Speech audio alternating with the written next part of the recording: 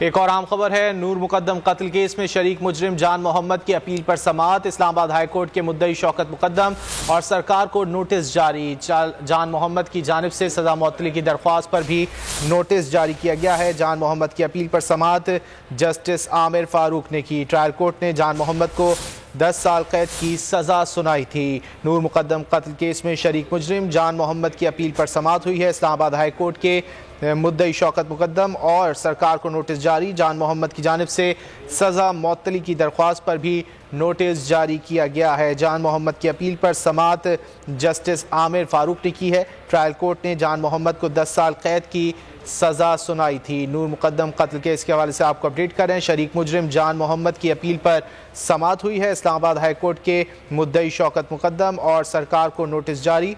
जान मोहम्मद की जानिब से सजा मुअत्तली की दरख्वास्त पर भी नोटिस जारी कर दिया गया। सब्सक्राइब करें और बेल दबाएं ताकि कोई खबर रह न जाए।